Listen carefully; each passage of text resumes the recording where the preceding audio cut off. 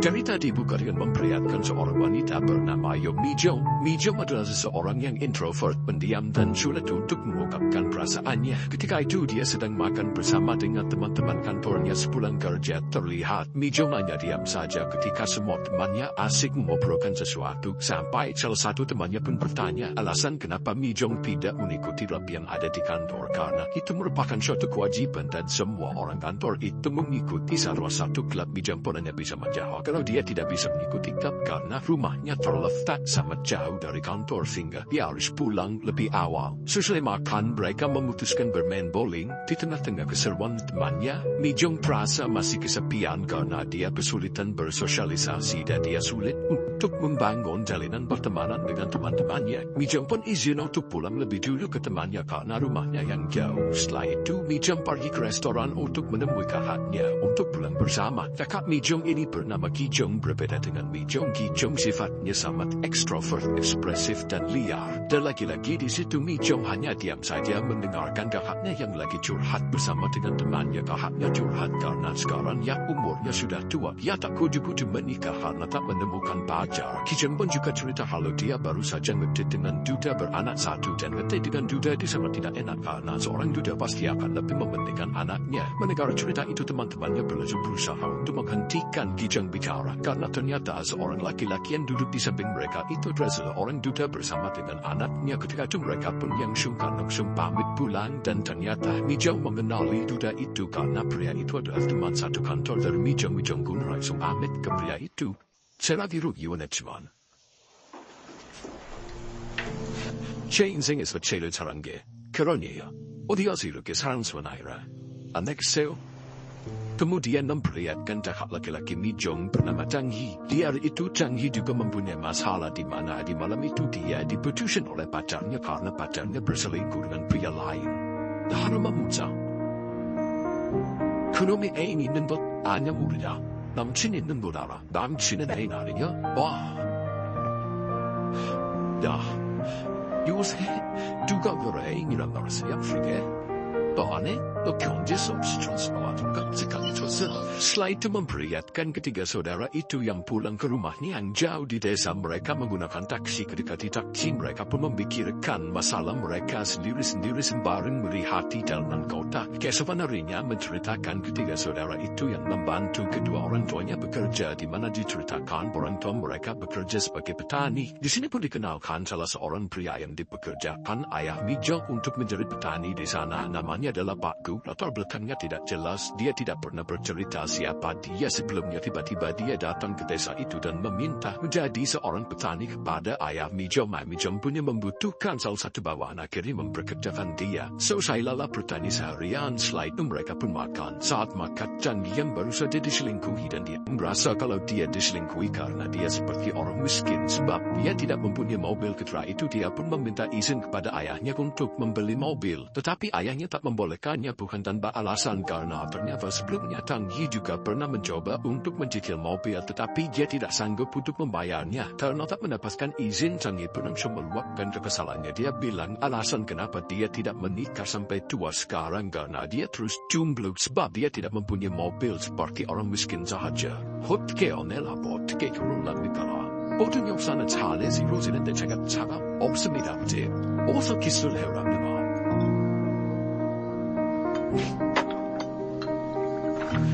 아, 그래요, 또,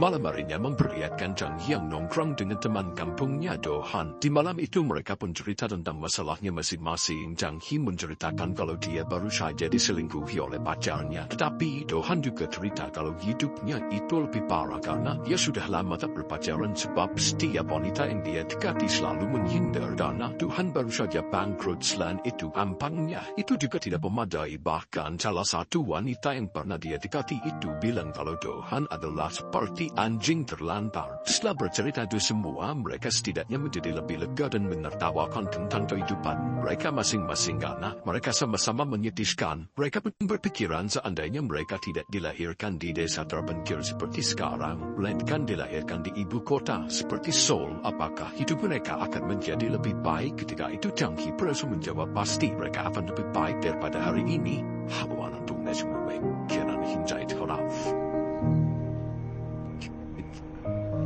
서울에 살았으면 우리 달랐어? 달랐어. 달랐다고 불러. Besok paginya, Mi Jong berangkat ke kantor seperti biasanya. Ketika di perjalanan tiba-tiba dia berpapasan dengan Pak Gu. Ketika itu mereka berdua pun tidak saling menyapa. Di momen itu, Mi Jong pun mulai berpikiran dan memikirkan tentang Pak Gu karena dia merasa dia dengan Pak Gu adalah orang yang sama-sama introvert dan sulit untuk memunikasikan apa yang mereka pikirkan. Ketika di kantor, Mi Jong diminta untuk menghadap atasannya bersama dengan dua pegawai pria lainnya juga. Alasan atasannya memanggil mereka bertiga karena mereka bertiga memiliki satu kesamaan, yaitu mereka bertiga memutuskan untuk tidak mengikuti klub di kantornya, padahal itu merupakan sesuatu hal yang wajib untuk mempertegar temanan yang ada di kantor. Dan ternyata dari ketiga orang tersebut salah satunya sudah ditemui Mi Jong kemarin. Dia adalah duda anak satu yang dibicarakan oleh kakak Mi Jong di restoran kemarin. Atasannya pun menanyai alasan kenapa mereka memutuskan untuk tidak mengikuti klub. Mi Jong pun menjawab kalau dia rumahnya sangat jauh dari kantor sehingga ketika pulang kantor dia harus pulang langsung. Kemudian sudah beranak satu, Taehon menjelaskan kalau dia tidak bisa mengikuti klub karena dia harus mengurus anaknya sebelum kerja. Dan pria lainnya menjelaskan kalau dia tidak bisa mengikuti klub karena dia adalah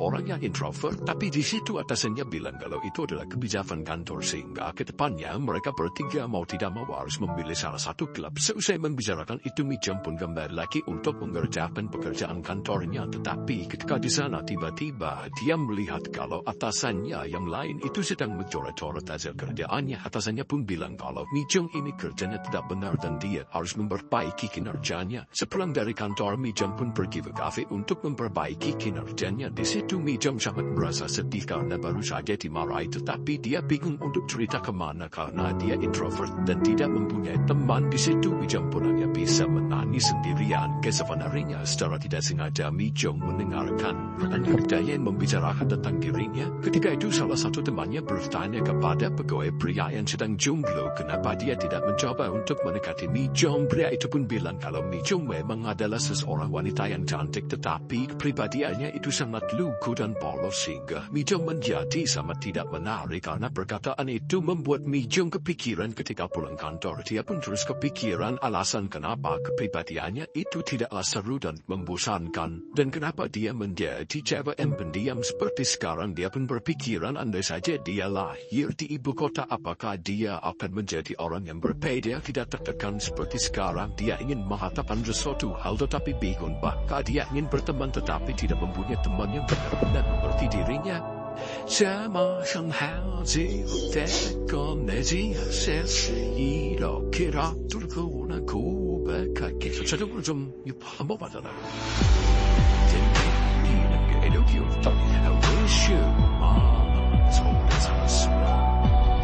你看中的我，我是心中的那些地方，把我心那个才找到你才 OK， 你有几个人，剩下不你给买 I wish you my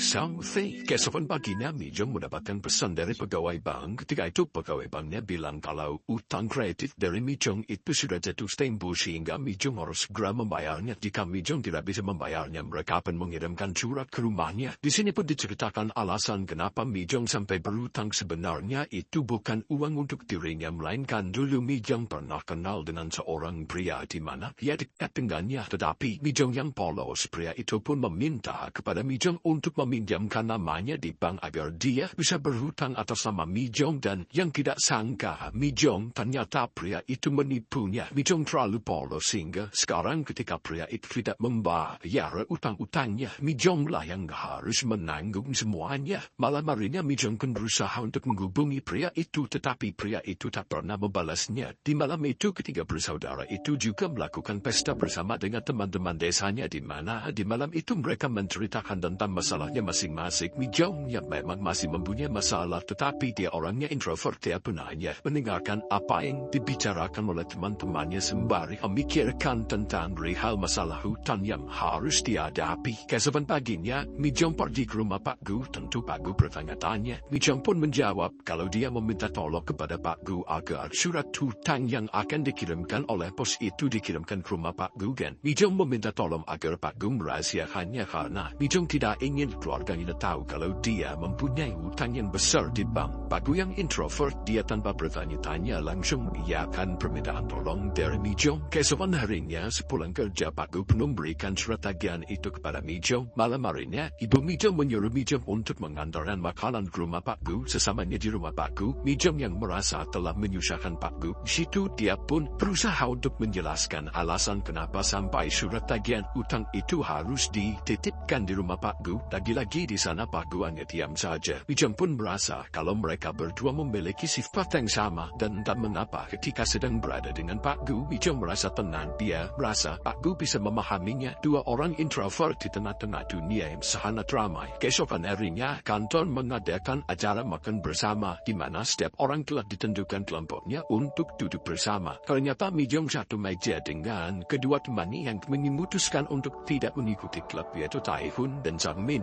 Ivan Budalic teman anggota.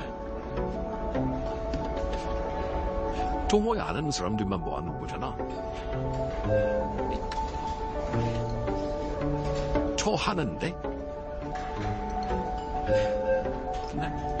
해? 네?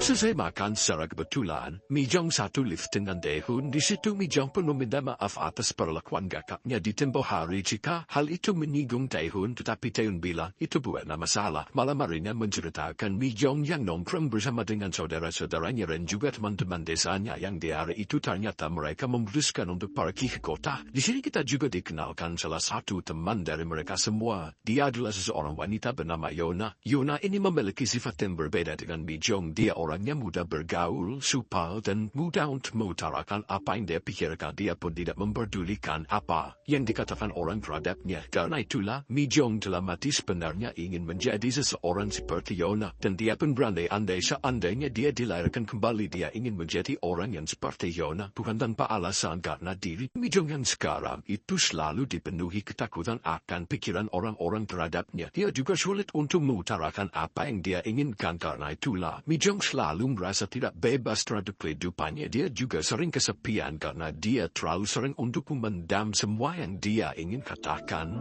다시 태어나면 언니로 태어나고 싶어. 전생에 너처럼 살다가 다시 태어나면 막 살아야겠다는 게 지금이라고. 또 나처럼 살다가 이것도 아닌가 보다. 다시 태어나면 단정하게 살아야겠다는 게 지금이야. Keesokan harinya ketika sedang bekerja, Chang Hee mengawasi toko di tabangnya. Kebetulan di hari itu kasir di toko tersebut dan sibuk karena hal itulah. Chang Hee pun menolongnya untuk menjadi kasir sementara. Saat sedang menjadi kasir, tidak diduga tiba-tiba datang mantan Chang Hee yang sedang membeli di toko itu, dan yang lebih mengejutkan, mantannya itu ternyata membawa cowok barunya. Ketika bertemu, Chang Hee pura-pura tidak mengenal mantannya itu karena selain sakit hati, dia pun juga merasa malu dan tidak pantas karena sekarang cowok baru dari mantannya itu lebih tampan dan lebih kaya daripada Chang Hee. Karena itulah dia pun sadar diri dan pura-pura asing kepada mantannya. Chang Hee pun hanya bisa melihat di dalam dia mantannya itu sampai pulang dan menggunakan mobil cowok barunya. Di situ Chang Hee pun merasa kalau keputusannya untuk meninggalkan pacarnya itu adalah Benar karena pacarnya yang sekarang sudah bahagia dengan seseorang yang lebih kaya dan memiliki mobil, bukan seperti Tan Hian bila punya apa-apa. Kemudian memperlihatkan Mi Jong yang menghubungi salah satu teman dari cowok yang berutang atas nama Mi Jong. Temannya itu pun bilang kepada Mi Jong kalau cowok itu telah kabur ke Thailand dan berusaha untuk balikan lagi dengan mantannya. Di situ Mi Jong tentu merasa sakit hati karena selain dia bingung harus membayar utangnya, ternyata cowok itu juga meninggalkan Mi Jong dengan balikan lagi dengan mantannya. 真係有邊種嘅同嗰度嚟過火，翻到嚟為咩情況得啦？한국완전히정리하고 국갑대 신용불량 저대구역에선 답이 안 보이니까 누구 어떻게 하겠니? 세원 여태 간 거지. 사귀었다 헤어졌다 반복하더니 결국 또 혹시 선배랑 사귀었니? 사귀기. Sepulang kerja ketika berjalan ke rumahnya, Mi Jong melihat kedua orang tuanya sedang berlarian menuju rumah Pak Gu. Mi Jong tentu mengikuti mereka. Di situ mereka pun menemukan Pak Gu yang sedang mimisan. Sang ayah langsung membawa Pak Gu pergi ke rumah sakit.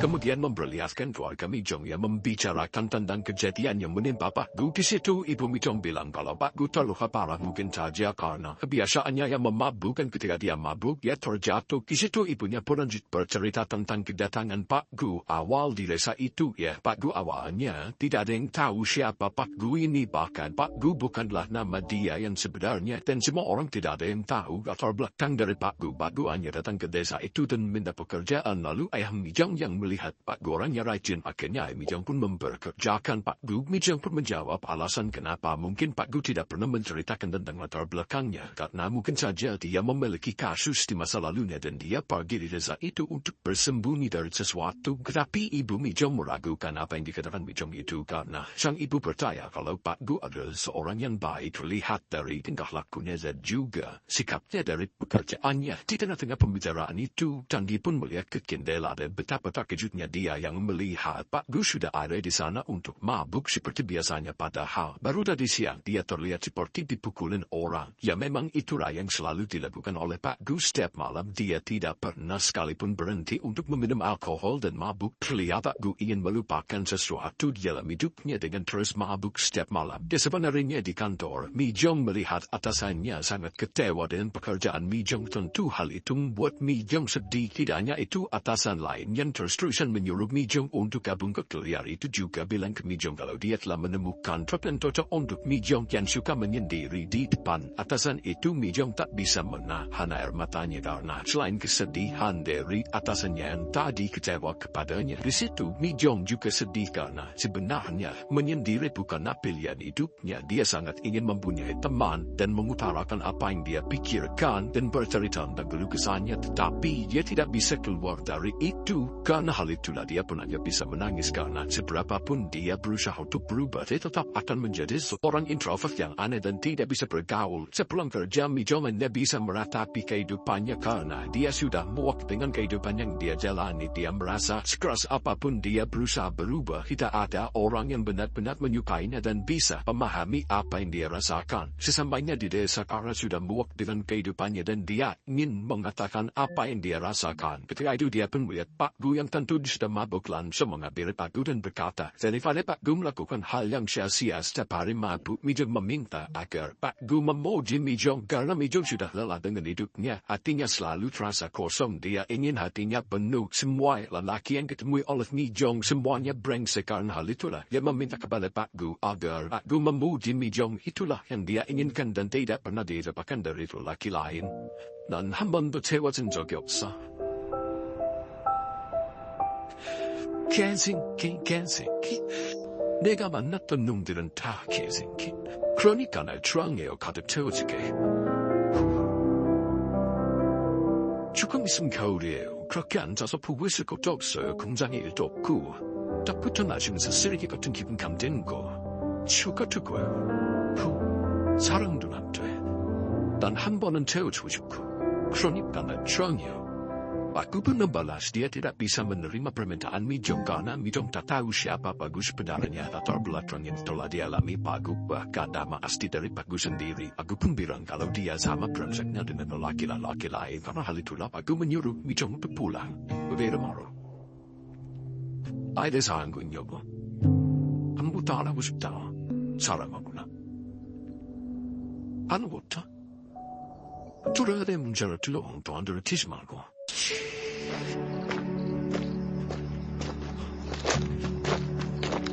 Namun sampai na di rumah Pak Gu terus kepikiran dengan apa yang dikatakan oleh Mi Jong. Dia pun merenungkan bagaimana cara untuk memuji seseorang, bahkan dia mencari kata puji di internet. Esok malamnya teman kantor Mi Jong bertanya kenapa Mi Jong belum pulang, padahal Mi Jong selalu ingin pulang tepat waktu. Mendengar itu, Mi Jong pun berkata kalau hari ini dia tidak ingin pulang cepat. Hal itu karena Mi Jong sudah sungkan untuk ketemu Pak Gu. Mengingat apa yang dikatakannya kemarin, dia malu karena dia telah terlalu berterus terang kepada Pak Gu. Keesokan harinya ketika di kantor, Mi Jong berusaha untuk menghubungi teman pria yang berhutang atas namanya untuk menagih hutangnya, dan akhirnya Mi Jong pun mendapatkan balasan pesan dari teman pria itu yang tidak disangka Mi Jong temannya malah memakinya. Ketika itu Mi Jong secara tak sengaja berkata kasar, yang dimana ternyata di situ ada atasannya, sehingga atasannya merasa kalau kata kasar yang dikeluarkan oleh Mi Jong itu untuk atasannya tuduh. Karena hal itulah Mi Jong pun harus lagi-lagi menerima amarah dari atasannya. Malam hari ini memperlihatkan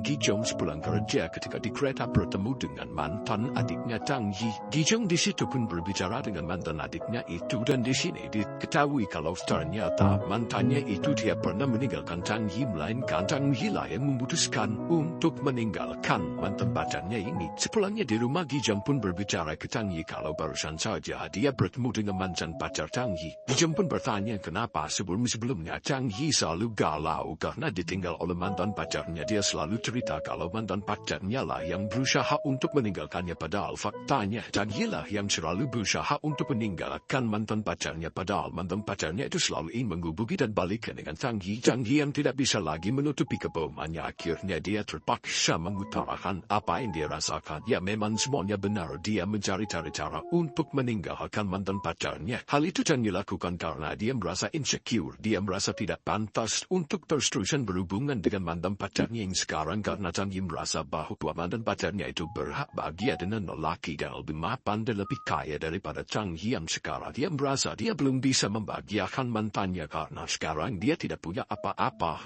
처음에 나도 무식해요. 교양하지 뭐 별나 별거 없는 몸인가 한다. 근데 나 만나면 태민이 있다 심심하진 않다. 그게 어려워 달래도 뭐 안 되네 뭐. 그럼 뵐 수 있어? 끝내지 안 됐던 내 수밖에. 그럼 그때부터 죽으라 싸우는 거야. 내가 여한 혼자가 헤어진 걸로 만들고 제가 새벽에 단 누구랑 좋게 헤어진 걸로 만들어야 돼. 절대로 내가 별볼 일 없는 인간이고 그게 죄송해 헤어진 게 아니라. Esok harinya ketika di kantor saat jam makan siang, Mi Jong kembali mendapatkan panggilan dari atasan untuk membahas mengenai klub yang harus Mi Jong pilih. Di situ, Mi Jong pun bertemu dengan kedua temannya yang sama-sama tidak memiliki klub. Sambil menunggu, mereka bertiga mulai berpikir bagaimana cara mereka agar mereka tidak dipanggil oleh alasan lagi. Di situ, Mi Jong pun tiba-tiba mendapatkan ide untuk membuat klub pembebasan di mana anggotanya hanya berisikan mereka bertiga. Mendengar itu pun mereka bertiga akhirnya sepakat. Bu Nisa. 네. 해방이 뭐 하는 거예요? 해방할 겁니다. 네. Keesokan paginya terlihat Mi Jong yang hendak pergi ke kantor. Ketika itu dia berpapasan dengan Pak Gu. Mereka berdua memang semenjak kejadian Mi Jong yang mengatakan ingin dipuji oleh Pak Gu, mereka berdua tidak pernah menyapa lagi karena alasan sungkan. Ketika itu Mi Jong memberanikan dirinya dengan berbalik menatap Pak Gu sambil berkata agar mulai kedepannya mereka berdua saling menyapa. Insanan aku seneo. Akhir pekan ketika bertani di sawah, saat itu Mi Jong pun bilang kepada Pak Gu. Pak Gu juga kelihatannya hatinya kosong. Apakah Pak Gu mau untuk dipuja karena Mi Jong bersedia untuk melakukannya? Mendengar itu Pak Gu pun hanya diam dan memikirkannya. Pak Gu pun terus kepikiran tentang apa yang dikatakan oleh Mi Jong sampai malam hari. Kemudian memperlihatkan Pak Gu yang diajak makan di rumah Mi Jong. Ketika itu ibu Mi Jong pun bilang kalau ayah Mi Jong sering memuji kinerja dari Pak Gu karena kinerjanya baik, dan ayah Mi Jong adalah seseorang yang jarang memuji orang. Pak Gu adalah salah satu orang yang dipuji oleh ayahnya karena dari dulu ayah Mi Jong hanya memuji Mi Jong saja. Dari kecil Mi Jong adalah anak yang patuh karena itulah ayahnya sangat menyukai Mi Jong. Setelah itu tiba-tiba datang Di Jong dan Tang Hee sambil bertengkar memasuki rumah. Mereka mengambil sendal dan melemparkannya ke arah Tang Hee. Namun sayangnya sandal itu mengenai kepala Mi Jong karena Tang Hee menunduk Mi Jong yang terlihat hanya diam ketika itu lalu mengambil sandal Indra dan melemparkannya keluar. Di sini terlihat kalau Mi Jong yang dulu seharusnya hanya diam saja, tetapi sekarang Mi Jong sudah mulai berubah. Dia mulai belajar untuk mengekspresikan apa yang dia rasakan.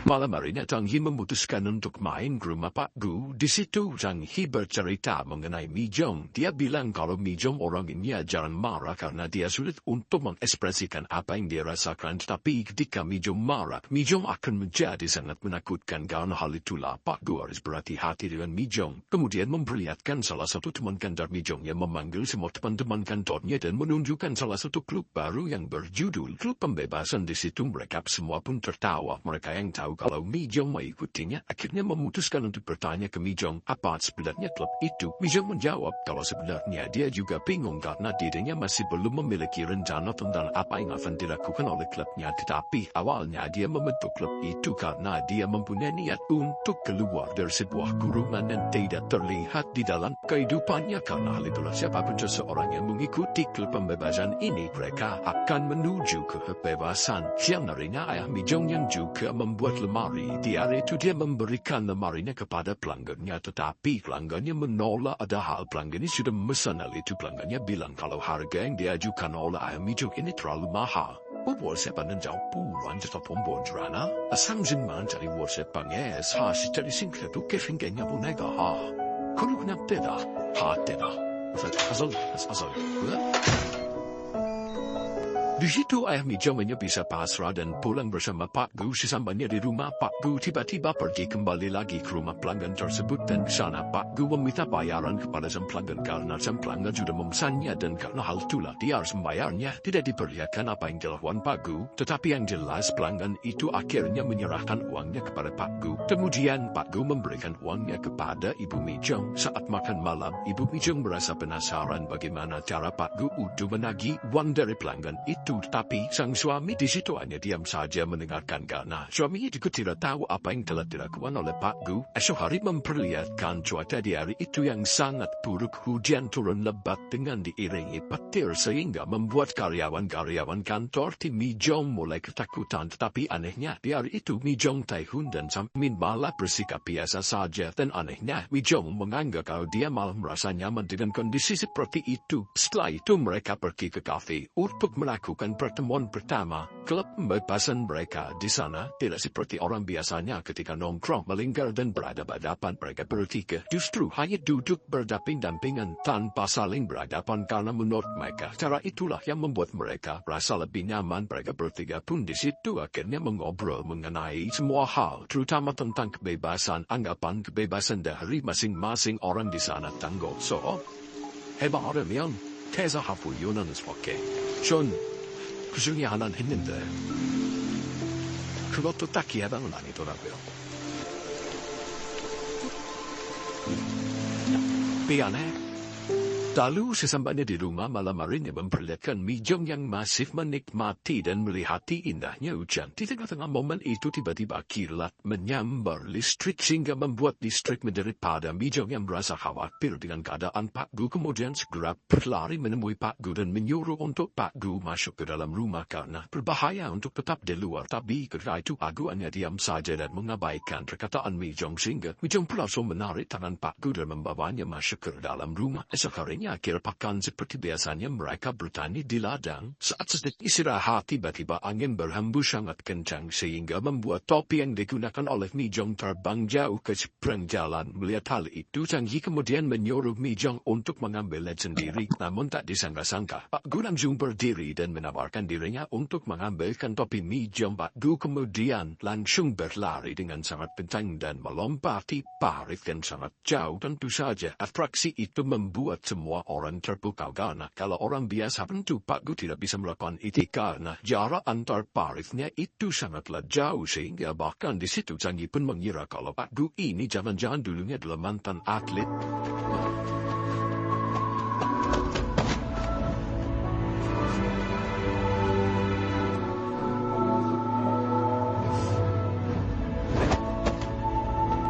Setelah mengambil topinya, Pak Gu pun kembali melompat lagi untuk memberikan topi itu kepada Zhang Yi. Zhang Yi lalu memberikan topinya kepada Mi Zhong. Di sini pun terlihat dari apa yang telah dilakukan oleh Pak Gu. Kelihatannya Pak Gu telah mencoba untuk membuka hatinya untuk memuji Mi Zhong. Zhang Yi yang terpukau dengan Pak Gu. Ketika itu Zhang Yi pernah bilang ke Pak Gu kalau lompatan yang dilakukan Pak Gu itu hanya bisa dilakukan oleh seseorang yang ahli saja. Bahkan selesai bekerja, Zhang Yi yang masih penasaran dengan sosok siapa sebenarnya Pak Gu ini. Kemudian dia pun mengabari Pak Gu dan bertanya siapa nama asli Pak Gu. Zhang Yi berpikir mungkin saja Pak Gu ini bisa jadi salah satu atlet lompat nasional karena ada beberapa atlet nasional yang memiliki nama yang sama. Jadi sampai di situ saat selesai makan Pak Gu yang memang tidak pernah menjawab pertanyaan Zhang Yi pun terus berusaha untuk menguliti Pak Gu dengan berusaha mengikutinya di sana. Tapi hal itu membuat Pak Gu menjadi risih sehingga Pak Gu pun menyuruh agar Zhang Yi menghentikan apa yang dia lakukan dan pergi dari Pak Gu. Sekarang saya 혼자서 한계 도전하는 사람들이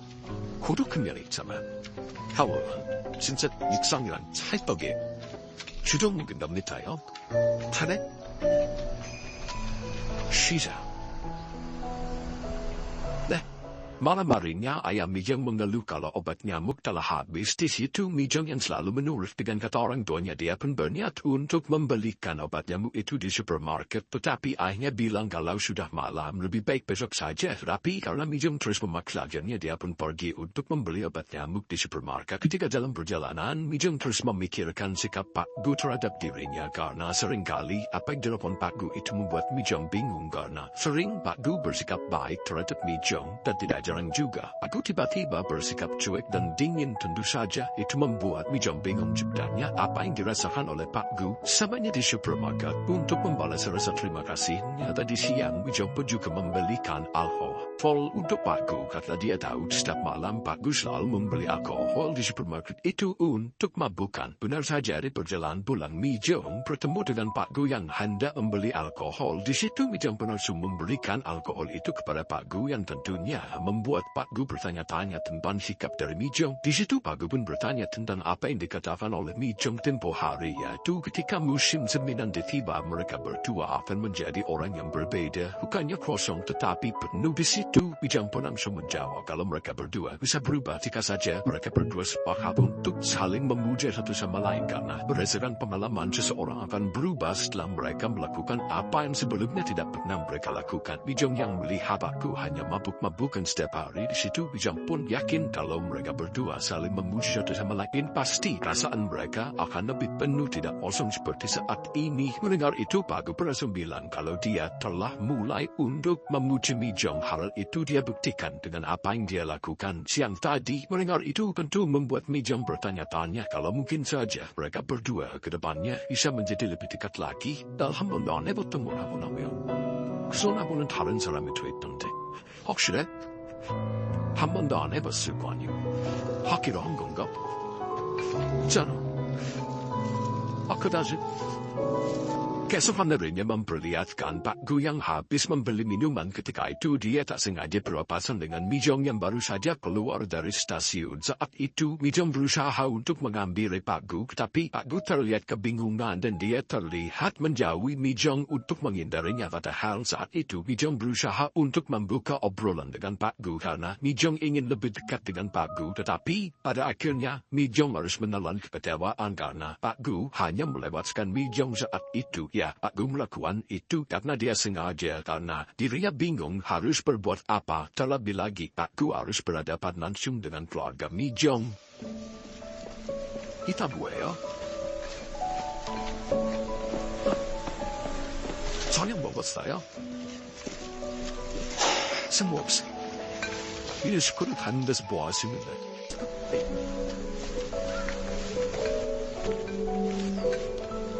Malam harinya memperlihatkan Pak Gu yang hanya melihat di rumah Mi Jong karena dia terus kepikiran akibat tadi siang menolak ajakan makan bersama dari Mi Jong karena sebenarnya dari dalam hati Pak Gu juga ingin mengenal lebih dalam Mi Jong tetapi dia tidak enak dengan keluarga Mi Jong karena saat ini Pak Gu dipekerjakan oleh keluarga Mi Jong. Keesokan harinya memperlihatkan Pak Gu yang menerima uang gaji dari ayah Mi Jong dan di hari itu Pak Gu pun memberanikan dirinya dengan gentleman meminta nomor Mi Jong kepada ayah Mi Jong langsung karena menurutnya itu adalah hal yang benar. 자, 안내따님 전화 번호죠. 이소희? 네. 010. Kemudian memperlihatkan sepulang kerja, Mi Jong yang tiba-tiba menghentikan arahnya karena dia mendapatkan pesan dari seorang yang dia tidak duga, yaitu Pak Gu. Pak Gu mengirimkan pesan kalau dia baru saja gajian. Apakah Mi Jong ingin makan bersama dengan Pak Gu? Baca itu, Mi Jong tentu saja sedang bukan main dan setelahnya mereka berdua pun akhirnya makan bersama.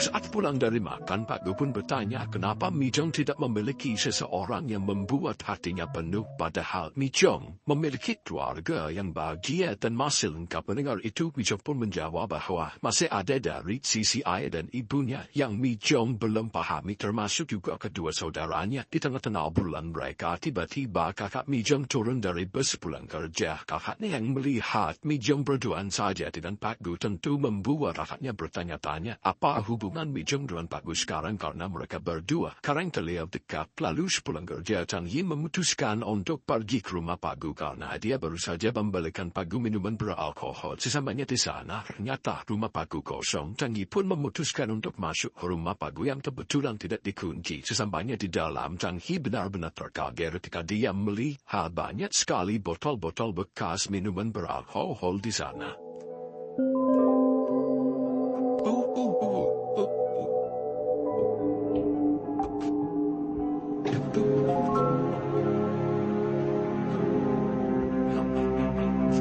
Malam harinya ketika sedang mabuk di rumah, tiba-tiba Pak Gu didatangi oleh Mi Jong. Setelahnya mereka berdua pun mengobrol panjang. Di situ Mi Jong terlihat lepas, bisa mengutarakan apa yang dia ingin ceritakan. Tidak seperti biasanya, memendam semuanya. Pak Gu pun teringat kalau tempo hari Pak Gu sempat membelikan es krim Mi Jong, tetapi karena tak berani memberikannya, akhirnya dia menyimpannya di kulkas. Ketika itu, Pak Gu pun langsung mengeluarkan es krim itu dan memberikannya kepada Mi Jong. Keesokan harinya memperlihatkan Pak Gu yang bersih-bersih rumahnya karena semenjak tempoh hari rumahnya dikunjungi oleh Mi Jong. Pak Gu merasa kalau rumahnya harus lebih bersih. Setelah membersihkan itu semua, Pak Gu memfotokan kondisi rumahnya sekarang dan mengirimkan pesan kepada Mi Jong. Di tempat lain memperlihatkan Mi Jong yang tampak senang mendapatkan pesan itu dan di hari itu Mi Jong juga terlihat berubah sifatnya. Dia lebih berani untuk mengutarakan perasaannya kepada teman-temannya dan tentunya membuat temannya bertanya-tanya kenapa Mi Jong sekarang sifatnya berubah. Malam harinya memperlihatkan Mi Jong yang lagi-lagi pergi ke rumah Pak Gu. Di situ Pak Gu pun cerita kalau sebelumnya dia sangat merasa berat sekali untuk membersihkan rumahnya, terutama menyingkirkan semua botol-botol bekas alkohol itu. Tapi telah dirinya dekat dengan Mi Jong dan memuja Mi Jong, Pak Gu entah mengapa merasa bersemangat. Sendiri senang samuro.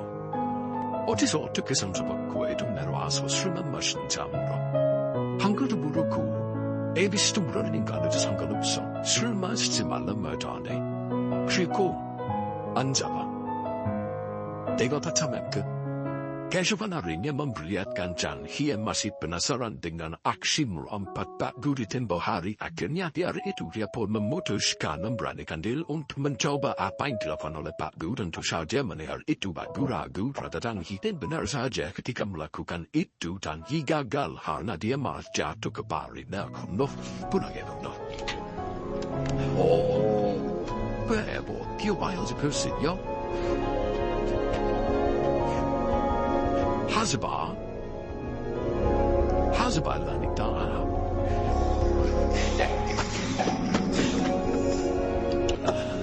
Hazaba. Do that.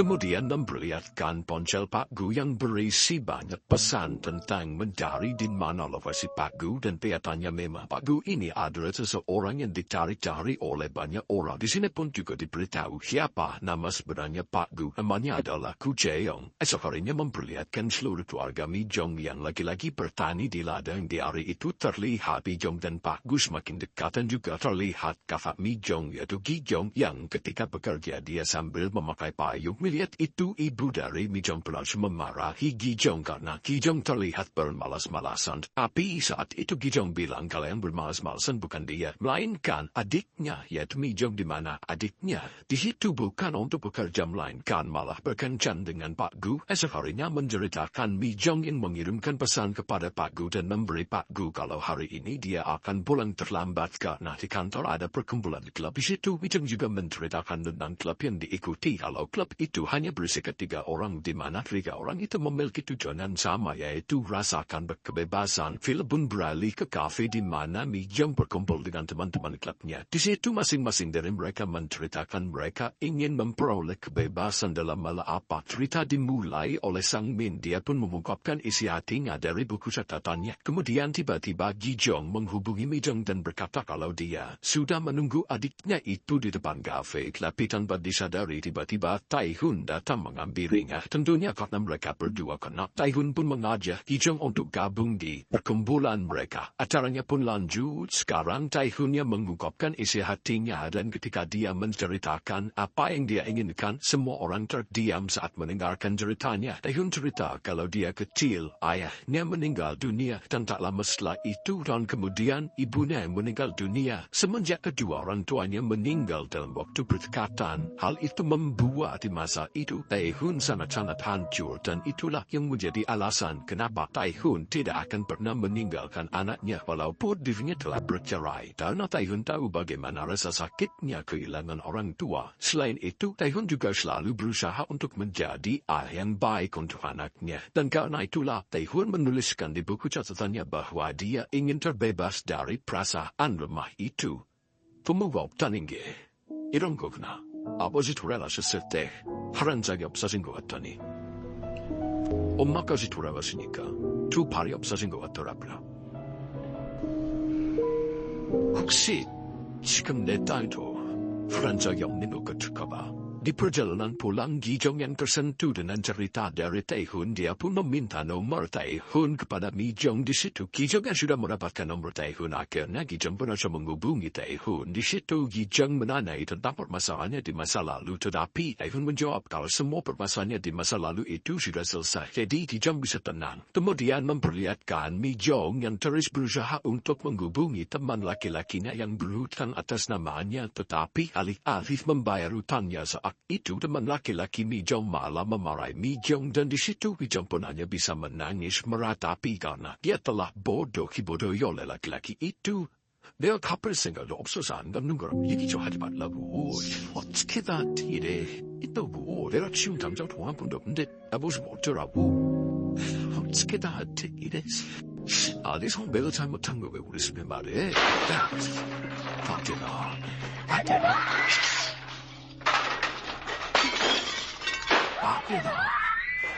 Sesampainya di rumah, Gi Jong yang penasaran dengan hubungan adiknya dengan Pak Gu. Ketika itu Gi Jong pun bertanya siapa yang mengajak pacaran duluan, tetapi Mi Jong langsung menjawab kalau yang memulai untuk mengajak duluan adalah dirinya, tetapi mereka tidak untuk berpacaran, melainkan Mi Jong meminta duluan Pak Gu untuk memujinya.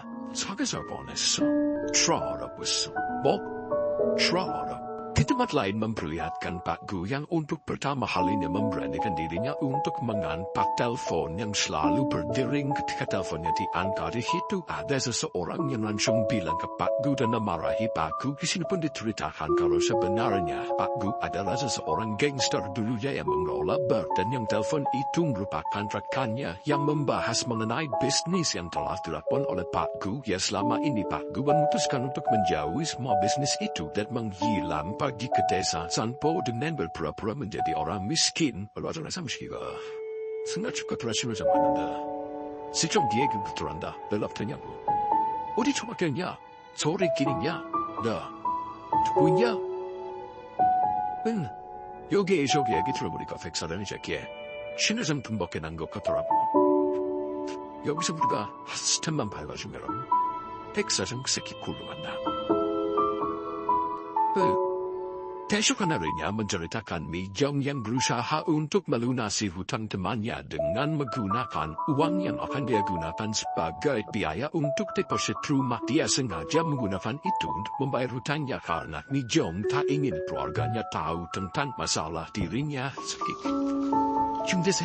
Setelah dari Bang Mi Jong bertemu dengan Pak Gu, Mi Jong pun bercerita kalau dia telah melunasi hutangnya. Pak Gu pun langsung bertanya apakah pria itu memang sudah membayar hutangnya. Namun Mi Jong menjawab kalau pria itu belum membayarnya, tetapi dia akan berjanji membayarnya. Mendengar itu, Pak Gu pun langsung meminta siapa nama dan nomor pria yang berhutang ke Mi Jong itu karena Pak Gu ingin langsung menghabisinya. Namun Mi Jong tak memberikannya karena Mi Jong merasa kalau dia masih bisa untuk menyelesaikan masalahnya sendiri tanpa bantuan Pak Gu. Later I will look once right down.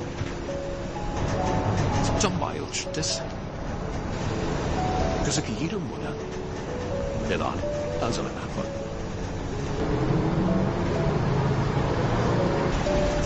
Masuk this one. Sesampainya di rumah Pak Gu, Mi Jong pun mengumpulkan keberaniannya untuk mengungkapkan keresahannya. Di sana dia bilang kalau memang seumur hidupnya semua orang selalu meremehkan Mi Jong dan menganggapnya tak mampu menyelesaikan masalahnya sendiri. Dan karena hal itulah masalah hutang ini dia terus sembunyikan ke keluarganya karena Mi Jong tak ingin keluarganya tahu kalau Mi Jong mendapatkan masalah karena kebodohannya sendiri. Dan juga melihat Pak Gu tadi yang berusaha untuk menolong Mi Jong. Di situ Mi Jong juga tak ingin untuk dibantu Pak Gu karena dia merasa dia bisa menyelesaikan masalahnya saat ini sendirian, tidak seperti biasanya yang hanya bisa diam saja untuk menguatkan Mi Jong. Pak Gu pun bilang, situ dia menjelaskan jika saja Mi Jong tahu siapa Pak Gu dulu, di mana dia adalah orang yang tidak takut pada siapapun, dan sekarang ketika berhadapan dengan Mi Jong itu semuanya hilang. Mi Jong adalah satu-satunya orang yang ditakutin oleh Pak Gu. Bahkan ketika bersama dengan Mi Jong entah ada perasaan sehingga Pak Gu ketakutan dan juga ada perasaan untuk selalu ingin bertemu dengan Mi Jong. Karena perkataan itulah Mi Jong pun menjadi sedikit lebih tenang. Snow dedo tonin dan jamin kancang berendah. Yo kuliah kaidorado kumco하네. 진짜 무서운 놈이거든. 근데 넌 나 좋게. Saat makan malam, Ki Jong yang penasaran dengan hubungan Pak Gu dan juga adiknya di situ. Ia pun bertanya, Pak Gu pun menjawab kalau mereka memang benar saling memuji dan terlihat Ki Jong tak bisa memahami itu. Tang yang paham di situ pun menjelaskan kalau hubungan antara mereka berdua sudah lebih dari teman. Sincha heo. Trump.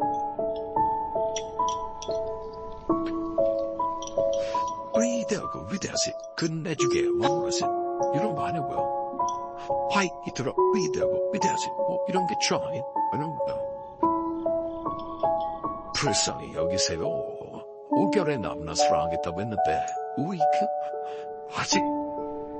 Kemudian memperlihatkan salah satu teman masa lalu Pak Gu yang bernama Samsik. Ketika itu dia melihat Pak Gu sedang menaiki truk. Samsik langsung menghubungi atasannya dan bilang kalau dia baru saja melihat Pak Gu. Atasannya pun ketika itu menjawab, tidak mungkin orang sekaya Pak Gu mau naik truk kumuh seperti itu. Pasti itu bukan Pak Gu. Di tempat lain Mi Jong sedang memberikan hasil pekerjaannya kepada atasannya. Tetapi lagi-lagi di situ atasannya bilang kalau hasil kerjaan dari Mi Jong ini mengecewakan. Tetapi ketika pihak eksekutif melihat pekerjaan itu, justru dia senang dengan apa yang dikerjakan oleh Mi Jong. Saat bekerja, Pak Gu mendapatkan pesan dari temannya Samsik. Pak Gu pun langsung menelpon Samsik. Samsik di situ langsung bilang kalau dia sempat melihat Pak Gu mengisi bensin dengan menggunakan truk. Samsik juga membahas mengenai bisnis kotor masa lalu Pak Gu. Di situ Samsik bilang kalau Pak Gu harus segera kembali dan tidak menghilang. Pak Gu harus segera menghabisi direktur baik. Jika tidak melakukan itu, maka Pak Gu lah yang akan dihabisi. Ketika itu, Pak Gu pun hanya bisa menjawab kalau sekarang dia masih belum bisa kembali karena masih ada kesibukan. Tapi tidak lama setelah ini dia pasti akan kembali dan menyelesaikan masalah di masa lalunya itu. Malam harinya seperti biasanya Pak Gu menjemput Mi Jong yang baru saja pulang dari kerja di stasiun. Mereka berdua pun berjalan bersama pulang ke rumah. Ya meskipun hanya berjalan, tetapi perbuatan sederhana itu membuat mereka berdua bahagia karena Mi Jong orang yang tidak pernah cerita kepada siapapun kalau dia tidak ditanya. Tetapi Tetapi terlihat di malam itu dia menceritakan semua yang dia pikirkan kepada Pak Gu. Terlihat Mi Jong sudah sangat nyaman berada di dekat Pak Gu. Sebenarnya Mi Jong lagi-lagi diminta ketemu oleh atasannya. Tetapi berbeda dengan hari-hari sebelumnya. Di hari itu Mi Jong mengeluarkan semua hal yang dia ingin katakan dan pikirkan. Dia merasa kalau dirinya telah berubah. Dan di momen itu Mi Jong pun mulai berpikiran kalau dirinya adalah seseorang yang berharga dan pantas untuk disayangi. Zundain Kinamawain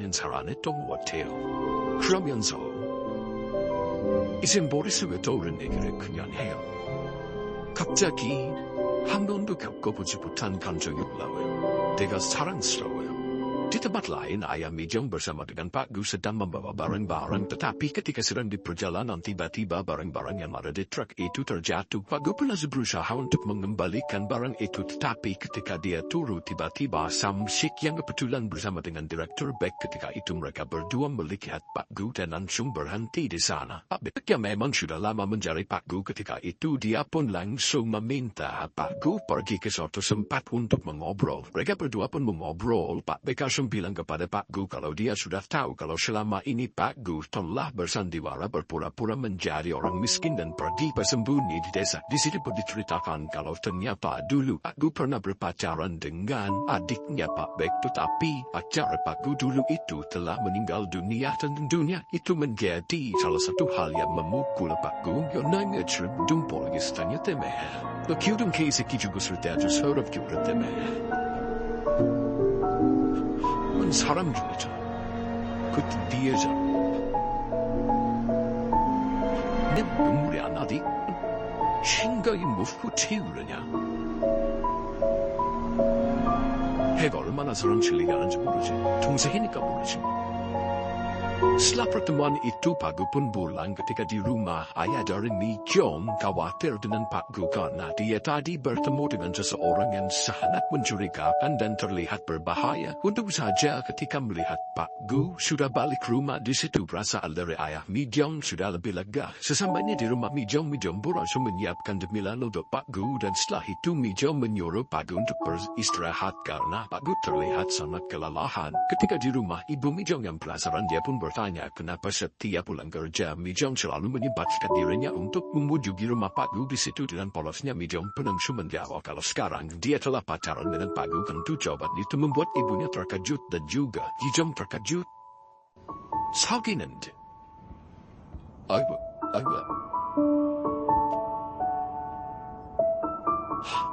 Esok paginya seperti biasanya Pak Gu kerja dengan Ai Mi Jong dan Tempo Haring melihat seseorang asing yang mengerikan menemui Pak Gu di situ. Ai Mi Jong pun berpikiran kalau mungkin saja Pak Gu mempunyai banyak utang dan itu adalah debt collector yang menagihnya. Karena hal itulah Ai Mi Jong pun cerita tentang pengalamannya kalau dia dulu juga pernah melakukan kesalahan yaitu menghutangi seseorang atas namanya. Untung saja dia mampu melunasi itu semua. Dari situ Ai Mi Jong langsung menasihati agar Pak Gu bekerja dengan sungguh-sungguh agar bisa melunasinya. Yang tidak diketahui oleh Ai Mi Jong, Pak Gu ini sebenarnya bukanlah orang tidak mampu. Dia orang yang mampu tetapi memutuskan untuk bersembunyi dari masa lalunya. Malam harinya Mi Jong ke rumah Pak Gu. Mi Jong yang melihat kalau Pak Gu untuk pertama kalinya di malam itu dia tidak mabuk. Mi Jong pun bertanya kenapa alasannya. Pak Gu pun langsung menceritakan salah satu masa lalunya yang selalu dia sembunyikan. Dulu dia mempunyai seseorang yang sangat dekat dengannya dan orang itu berniat bunuh diri karena hidupnya yang berat. Pak Gu menyuruh orang itu untuk pergi ke psikiater karena setidaknya dia akan mencoba membantu meringankan beban orang itu. Alih-alih orang itu menghentikan niatnya, justru setelah pergi ke psikiater orang itu langsung bunuh diri. Mi Jong pun bertanya siapakah orang itu. Jawab Pak Gu dia adalah mantan pacar Pak Gu dan itulah salah satu alasan juga kenapa Pak Gu setiap malamnya selalu memutuskan untuk mabuk-mabukan karena dia dihantui rasa bersalah. Dia selalu menutupi dirinya menganggap kalau alasan kenapa pacarnya sampai bunuh diri itu semua adalah kesalahan dari Pak Gu.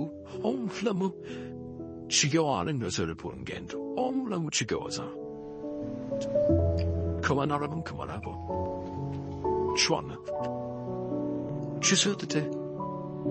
Kemudian cerita pun flashback masa lalu di masa itu Pak Gu dijebak oleh temannya Sam Hee, sehingga dia akan dipukuli oleh preman di stasiun. Tetapi untung saja ada seseorang wanita yang berusaha menyelamatkannya dengan memberitahunya, dan ternyata wanita itu adalah Mi Jong. Tanpa diketahui Mi Jong alasan kenapa Pak Gu memutuskan untuk memuji Mi Jong, karena dulu Mi Jong dululah yang berhasil untuk menyelamatkan Pak Gu. Jika tidak, Pak Gu sudah pasti dihabisi oleh para preman itu. Esok malamnya seperti biasanya Pak Gu membeli alkohol. Ketika melewati telepon umum, dia pun teringat akan kenangan masa lalunya. Di masa itu Pak Gu baru saja kehilangan orang yang dia cintai. Dia ditelepon oleh bawahannya kalau Direktur Beck telah mengambil semua bisnis dari Pak Gu. Karena hal itulah Pak Gu harus kembali. Tetapi di momen itu Pak Gu yang terpukul. Dia pun merasa lelah dan bilang kalau dia lelah dengan semuanya. Pak Gu pun mabuk di sawah. Tiba-tiba di sana ada anjing liar yang akan menggigitnya. Untung saja Mi Jong datang dan berusaha untuk menyingkirkan anjing-anjing itu. Ya.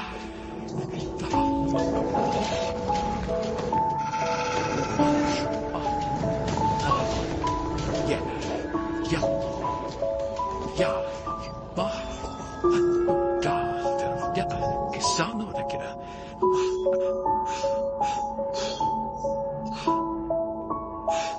Dan lagi untuk kesekian kalinya Mi Jong menyelamatkan Pak Gu. Di situ Pak Gu pernah bilang kalau Mi Jong seharusnya tidak menyelamatkan Pak Gu dari nasib buruknya. Sebab Pak Gu merasa kalau dia sudah layak mendapatkan semua nasib buruk ini. Ya nyatanya Pak Gu masih bersalah atas kematian dan juga dosa-dosa lainnya. Karena itulah Pak Gu terus menganggap kalau dirinya berhak mendapatkan nasib buruk. Beberapa hari kemudian menceritakan Pak Gu yang akhirnya memutuskan untuk menghadapi masa lalunya. Dia pergi ke klub bar di mana dulunya dia bekerja di sana untuk menemui Direktur Beck. Sesampainya di klub itu terlihat kalau semua orang yang berada di sana membungkukkan diri dan memberikan hormat kepada Pak Gu. Pak Gu pun langsung masuk ke ruangan Direktur Beck. Tentu Direktur Beck di situ bertanya apa maksud dari kedatangan Pak Gu, karena Direktur Beck tidak menyangka kalau hari ini Pak Gu bakalan datang untuk menemuinya. Pak Gu pun menjawab kalau akhir-akhir ini dia tidak bisa tertidur nyenyak karena dia merasa kesal semenjak pertemuannya dengan Direktur Beck kemarin, karena Direktur Beck tak salah menilainya, mengira bahwa Pak Gu hanya bersandiwara dan nari semuanya dengan berpura-pura hidup miskin di desa. Padahal sebenarnya Pak Gu hanya ingin beristirahat dari rutinitasnya. Selain itu Pak Gu juga sangat berasa kecewa kepada Direktur Beck karena telah mengkhianatinya dalam berbisnis. Pak Gu juga bilang kalau apa yang dilakukannya sekarang itu hanyalah sementara saja, sebab dia akan kembali, dan ketika dia kembali dia akan membuat dua pilihan, antara dia berhenti dari bisnisnya dan tetap berkebun menjadi petani, atau dia kembali lagi ke bisnis ini dan menjalankan bisnisnya, dan tentunya akan membebas Direktur Beck dari apa yang dilakukannya sekarang. Oleh karena itu Pak Gu meminta kepada Direktur Beck agar Direktur Beck tidak aneh-aneh sebelum Pak Gu kembali. Syukur teman itu Cempapa 내가 결정해볼게. 전 그리고 좋다. 이 세계에서 몰란다. 아니면 아무래도 이 세계 단대가 씹어먹어야겠다. 둘 중에 하나인데. 내가 결정 갖고 올 테니까 기다려. 자꾸 알점되면서 열받게면 그때 나 진짜 이 세계에 내가 맛도 퍼는 거니까 조용히 기다리라봐. 자. Sebelum pulang, Samsik menampilkan Pak Gu. Di situ dia menjelaskan tentang tragedi di stasiun kalau dia tidak pernah mengirimkan pesan kepada Pak Gu sebab saat itu HP-nya telah diambil oleh Direktur Beck dan yang mengirim itu semua murni dari Direktur Beck. Samsik tidak ingin Pak Gu salah paham dengan itu. Pak Gu pun langsung jawab kalau dia telah mengetahui semuanya tanpa Samsik perlu menjelaskannya.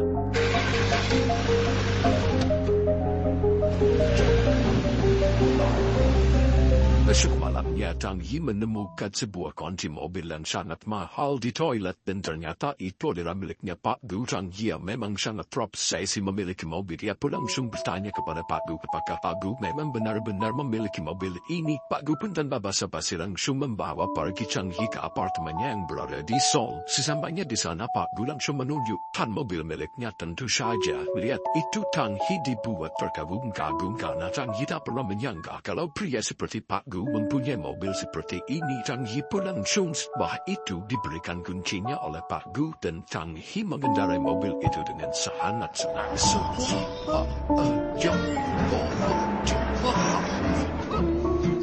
Esok harinya Tanghi pun membawa mobil mahal milik Pagu itu ke desa untuk menjemput Mijong. Teman-teman dari Tanghi pun juga sangat terpukau dengan mobil yang dibawa Tanghi. Mereka pun bertanya itu milik siapa. Lalu setelah mereka mengetahui kalau ternyata itu miliknya Pagu, mereka jadi bertanya-tanya sebenarnya Pagu ini bekerja sebagai apa sehingga dia bisa mempunyai mobil semahal ini. Keesokan harinya ketika di kantor, Mijong lagi-lagi berusaha untuk dihina oleh atasannya. Karena itulah Mijong pun curhat malam harinya ke Pagu sambil minum. Mijong cerita tentang keresahannya kepada atasannya yang selalu merendahkan dirinya. Padahal atasannya ini sebenarnya bukanlah orang yang kompeten di perusahaan, karena orang-orang yang kompeten itu sudah pada resign. Nah, atasannya ini kenapa dia tidak resign? Sebab tidak ada perusahaan yang mau menerima dirinya. Tetapi alih-alih dia menjadi atasan baik, justru dia merendah-rendahkan bawahannya. Pagu pun langsung menjawab, memang orang yang lemah dan tidak kompeten itu sangat kejam sebab mereka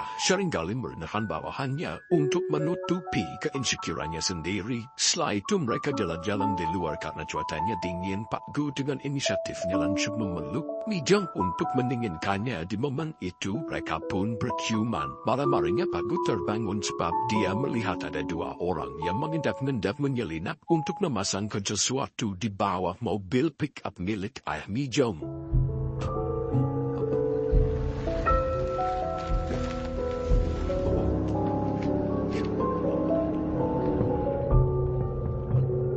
Pagi harinya Pagu langsung mengecek apa yang dipasang di mobil itu dan Pagu menemukan ternyata itu adalah alat pelacak. Untuk memastikan siapa yang memasang itu, Pagu lalu membawa mobilnya ke beberapa tempat sembari dia diam-diam melihat siapa yang mengikutinya. Dan benar saja beberapa saat kemudian dia melihat ada mobil yang mengikutinya. Mengetahui itu Pagu langsung mematahkan kaca mobilnya dan bilang, siapa yang melakukan ini semua? Sona, sedang sona. Saya mani bu ya. Sini sebenarnya. Ternyata mereka adalah orang suruhan dari atasannya Pagu dulu, yaitu pimpinan Sik. Mereka berdua berasa mengobrol. Pimpinan Sik bilang kalau dia ingin bertemu dengan Pagu sudah lama sekali. Sebab pimpinan Sik mengira kalau Pagu telah tewas dibunuh. Direktur Beck setelah mengetahui bahwa Pagu masih hidup, ia menjadi lega. Pimpinan Sik pun juga bilang kalau Pagu harus segera kembali dari waktu istirahatnya dan mengurusi bisnis, karena menurut pimpinan Sik posisinya sekarang itu seharusnya menggantikan adalah Pagu, bukan Direktur Beck, sebab dia tidak ingin dipandang lemah oleh musuh-musuhnya dan dia tahu bahwa Pagu adalah orang yang tidak bisa dipandang sebelah mata. Berbeda halnya dengan Direktur Beck. Karena itulah pimpinan Sik meminta agar Pagu segera kembali, tetapi Pagu bilang kalau sekarang belum waktunya. Dia masih ingin untuk berada di desa. Sore harinya Pagu terlihat bersama dengan Mijong duduk di tepi sungai sembari melihat pemandangan indah di sana. Pagu pun bilang kalau dia ingin memuja Mijong dan di situ mereka berdua pun tertawa dan menikmati momen itu.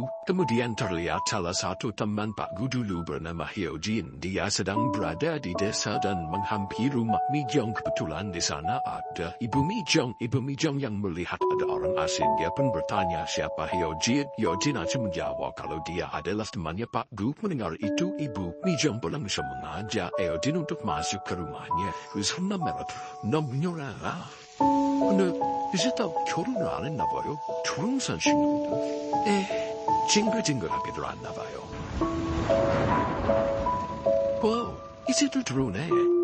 Tak lama dari itu ayah Mijong bersama dengan Pagu pun datang. Mereka pun bersalaman. Hyojin pun memberitahu kepada ayah Mijong kalau Pagu ini adalah orang yang sangat hebat di Seoul dulu. Tetapi ayah Mijong hanya terdiam mendengarkan itu karena selama ini ayah Mijong mengira Pagu ini hanyalah orang miskin biasa. Setelah itu Hyojin pun mengajak mengobrol berdua Pagu. Di situ Hyojin langsung bilang kalau sekarang semua teman-teman Pagu dan bawahan Pagu dulu itu jatuh miskin. Karena hal itulah Pagu harus segera kembali sebab banyak orang yang bergantung kepada kembalinya Pagu. Bahkan pimpinan Sin sendiri ingin Pagu untuk segera kembali. Sebenarnya, 용기 우상거, 여기서 뭐 하고 사빠진 거냐?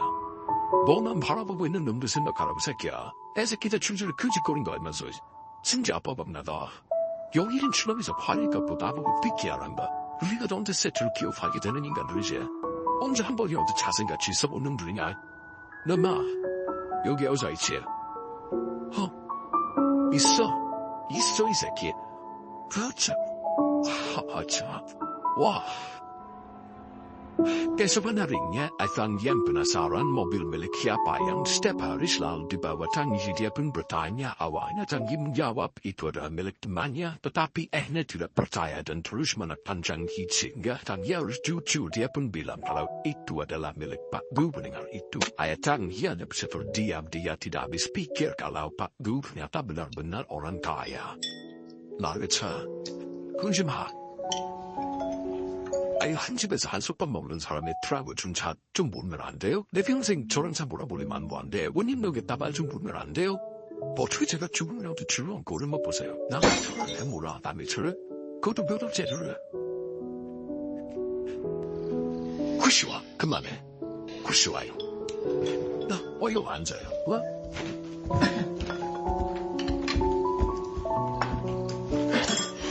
Malam harinya memperlihatkan Pak Gu yang akhirnya memutuskan untuk menemui teman lamanya Hio Jin. Ketika itu Pak Gu bilang kalau dia kesal kepada seseorang pria, di mana seseorang pria ini selalu membohonginya, dan tidak hanya itu bahkan dia diam-diam menjual narkoba di bar yang dikerjakan oleh Pak Gu. Karena hal itulah Pak Gu sebenarnya ingin menyingkirkan orang ini, dan ternyata orang ini adalah direktur bank di situ. Aku pun bilang kalau dia akan kembali. Mendengar itu Hio Jin langsung menghubungi pimpinan Jin dan bilang kalau sebentar lagi Pak Gu akan kembali. Esokan harinya tiba-tiba polisi datang untuk menggerebek bar milik direktur bank, tapi direktur bank berhasil untuk melarikan diri. Direktur bank pun mengetahui kalau ini semua pasti ulah Pak Gu yang melaporkannya. Karena hal itulah dia pun langsung menghubungi Pak Gu dan menyuruhnya untuk menunggu di desa itu, karena setelah ini direktur bank pasti akan datang ke sana untuk mengobrak-abrik dia. Ekizikia, butir, olo usiato, olo ekizikia.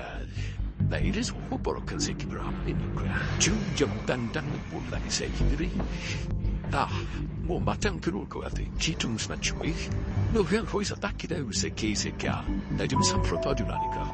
Keesokan harinya Pak Gu pun pamit kepada Mi Jong. Dia bilang kalau sebentar lagi dia akan pergi dari desa dan kembali ke Seoul. Tentu mendengar itu Mi Jong terkaget. Dia bilang kenapa mendadak, apa urusannya, tetapi aku tidak bisa menjelaskannya. Tentu saja sebenarnya itu membuat Mi Jong sangat sedih karena dia tak terima bahwa pria yang dia cintai harus meninggalkannya. Setelah ini malam harinya Mi Jong hanya bisa menangis sampai dia langsung memutuskan pergi ke rumah Pak Gu. Di situ Mi Jong bilang meskipun Pak Gu akan pergi dari desa ini, tetapi Mi Jong masih akan menghubunginya dan Mi Jong masih akan menemui Pak Gu sebulan mungkin sekali atau dua kali. Aku pun menjawab untuk apa? Aku bilang dia ingin mengakhiri hubungannya dengan Mi Jong karena Mi Jong juga pasti tahu apa masa lalu yang dilakukan oleh Pak Gu. Mi Jong langsung menjawab dia tidak peduli dengan masa lalu Pak Gu. Pak Gu pun langsung menasihatin Mi Jong kalau Mi Jong lebih baik menjadi wanita normal dengan mengintani pria yang mencintainya, bukan yang hanya memujinya dan tidak jelas seperti Pak Gu. Tetapi Mi Jong menjawab kalau dia ingin mempunyai anak bersama dengan Pak Gu. Mendengar itu Pak Gu tersentuh. Dia mempertanyakan keputusannya dan menjadi ragu karena sebenarnya Pak Gu masih mencintai Mi Jong dan ingin itu bersamanya. Tapi Pak Gu sadar pekerjaannya yang di masa lalu itu sangatlah berbahaya, dan jika dia tetap terus bersama Mi Jong, bisa-bisanya Mi Jong lah yang terancam. Tapi mau tidak mau demi kebaikan Mi Jong, Pak Gu harus menguatkan tekadnya untuk pergi meninggalkan Mi Jong. Pagi harinya Pak Gu pun langsung pamit juga kepada ayah Mi Jong untuk meninggalkan desa.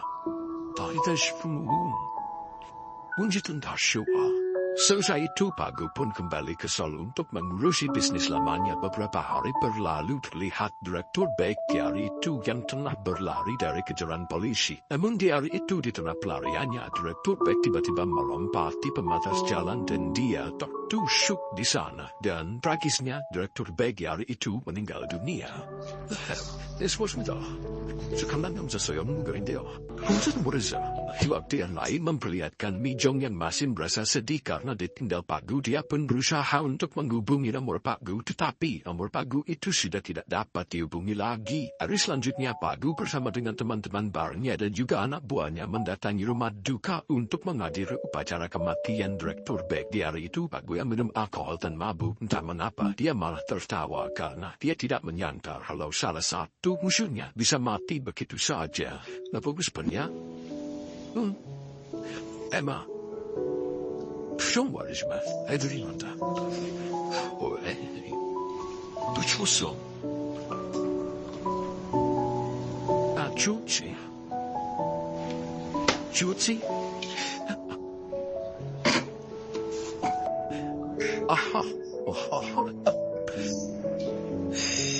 Nanan, dua sungingira keswanota. Setahun berlalu Bagus sekarang berada di performa puncaknya. Bisnisnya sukses besar dan dia sudah sangat berbeda dengan kehidupan yang di desa. Meskipun begitu, ia masih kangen pada kehidupan yang di desa dulu. Selain itu, ia masih belum bisa untuk melupakan Mijong. Di saat yang lain, Mijong juga sudah fokus terhadap hidupnya. Tetapi, dia masih terus kepikiran akan Pak Gu. Karena hal itulah, Pak Gu pun akhirnya memutuskan untuk pergi ke rumah Mijong karena dia ingin menemui Mijong lagi. Sesampainya di rumah Mijong, Pak Gu terkaget karena yang keluar adalah ibu-ibu asing dan ternyata ibu-ibu asing itu merupakan istri baru dari ayah Mijong. Ayah Mijong pun langsung mempersilahkan Pak Gu untuk masuk ke dalam dan di situ ayah Mijong menceritakan semuanya. Setelah Pak Gu meninggalkan desa, ibu Mijong bilang kalau dia sudah muak bekerja di ladang. Karena hal itulah ibu Mijong meminta agar ayah Mijong menjual ladangnya itu saja. Selain itu ketiga anaknya juga muak untuk tinggal di desa. Tetapi tak lama setelah kejadian itu, Chan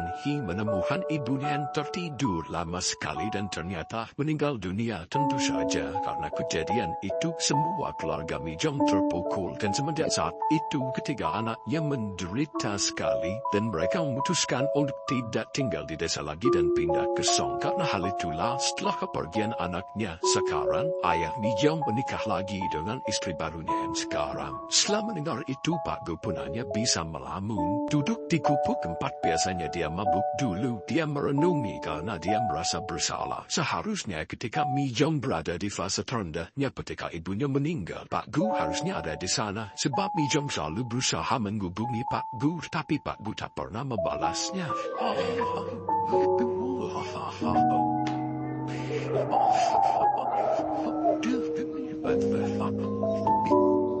Tuh cewek kita itu bukan ya. Cara jenguk goda.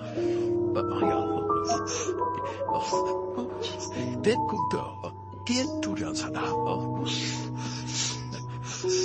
Hari selanjutnya Pak Gu berlanjut menghubungi Mijong dan meminta untuk bertemu dengan Mijong. Mendapatkan pesan itu tentu Mijong senang buat main karena dia juga ingin bertemu dengan Pak Gu. Akhirnya mereka berdua pun bertemu. Awalnya mereka canggung karena mereka sudah lama sekali tidak pernah bertemu. Dan sekarang ambilan mereka berdua juga jauh berbeda. Mijong sambil tersenyum dia bilang kalau rambut Pak Gu sekarang lebih berbeda sebab lebih panjang. Dengan pedenya Pak Gu bilang dengan tampilan rambut yang seperti ini pasti Pak Gu adalah orang yang tampan. Setelahnya mereka pun berjalan sambil terus berbincang-bincang. Pak Gu memberitahukan siapa nama aslinya. Kucha Jong. Jong pun bertanya dari mana Pak Gu bisa mengetahui nomor baru Mijong. Mendengar itu, Pak Gu pun menjawab kalau beberapa hari lalu dia pergi ke rumah Mijong. Mendengar itu, Mijong pun berasumsi kalau sekarang Pak Gu telah mengetahui jika ibunya telah meninggal dan ayahnya telah menikah lagi. Kemudian mereka pergi ke pasar untuk jalan-jalan. Saat sedang asik menikmati makanan, Pak Gu tiba-tiba mendapatkan telepon dari Samsik sehingga Pak Gu pun bilang ke Mijong untuk menemuinya sebentar sebab Pak Gu sekarang ada urusan di kantor. Pak Gu pun sampai di kantor dan melihat laporan keuangan. Dia menemukan ada yang janggal, uangnya ada yang kurang. Karena itulah dia langsung balik ke bar. Sampainya di bar, Pak Gu melihat ada seseorang wanita yang ngamuk-ngamuk sampai memukuli seorang pegawai. Di situ Pak Gu pun langsung memarahi orang itu karena ternyata orang itu telah berhutang dan dia tidak mau membayar hutangnya. Pak Gu pun tidak segan-segan untuk membentak dan dia mengancam kalau wanita itu berbuat aneh-aneh lagi. Pak Gu tidak segan-segan untuk mengkasarinya. Die since Paris, you doesn't talk grass, but your glove. Torna upp and bara var god tjänständig. Så så snarare någon till kubbat jag inte köter dem där.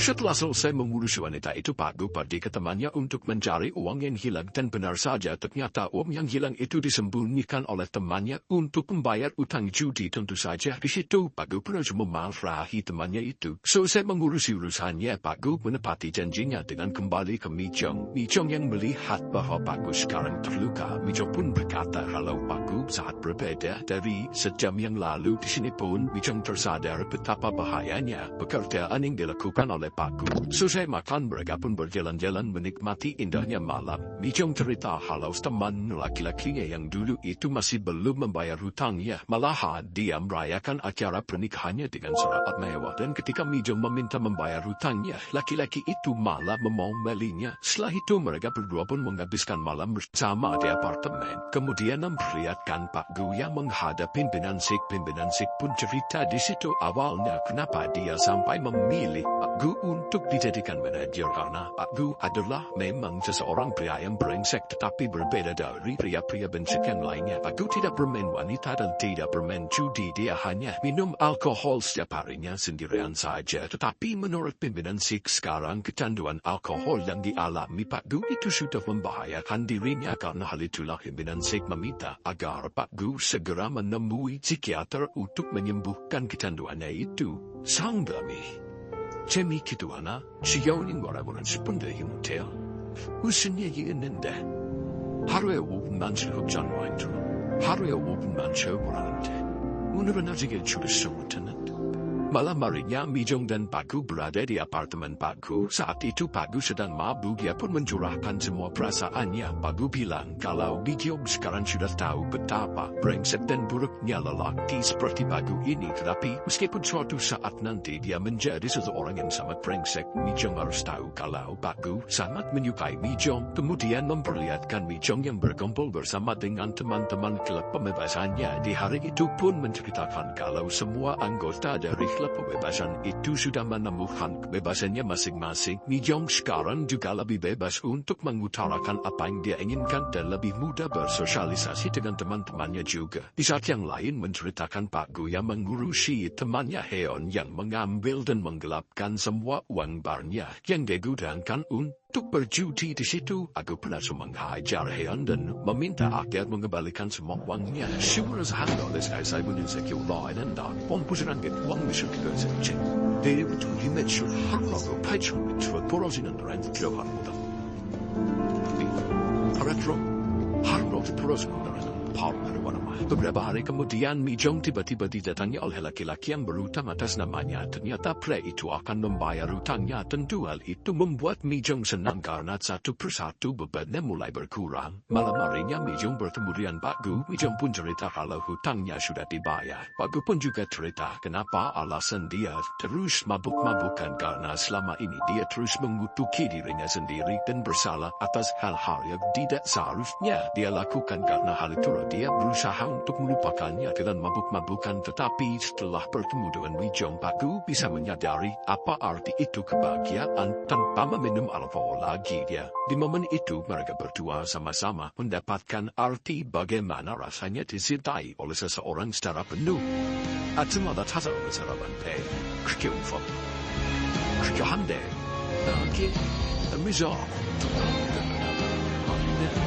Akhir cerita memperlihatkan setiap tokohnya yang akhirnya terbebas dari setiap masalah yang membelenggu mereka masing-masing. Mulai dari kakak Mijong yaitu Gijong yang sekarang sudah mendapatkan pasangan yang bisa mengerti tentang dirinya. Kemudian Tang Hi yang selalu dibelenggu kalau dia harus menjadi orang yang kaya. Tetapi sekarang dia sudah terbebas bahwa menjadi bahagia itu tidak selalu menjadi orang kaya. Yang terpenting adalah tekun melakukan pekerjaannya sekarang. Kemudian Mijong setelah dicintai secara penuh oleh Pak Gu, dia merasa bahwa dirinya adalah seseorang yang berharga. Dia jadi mudah bersosialisasi dengan teman-teman barunya. Hutangnya sekarang juga sudah lunas dan dia tidak terbelenggu lagi dari kesepian dan tidak kebebasan untuk mengutarakan semua perasaannya. Yang pun bilang ada era Mijong sebelum Pak Gu dan setelah Pak Gu terakhir memperlihatkan Pak Gu yang membuang semua botol alkoholnya dan mengambil semua uang yang ada di rumahnya. Memang tidak dijelaskan dia akan melakukan apa, tetapi yang jelas Pak Gu ingin berhenti dari meminum alkohol dan mungkin saja dia membawa semua uang itu karena dia ingin berhenti dari pekerjaannya yang sekarang di bar dan hidup di desa bersama dengan Mijong. Dan ya itulah ending dari drama ini. Terima kasih sudah menonton, jangan lupa saksikan konten selanjutnya.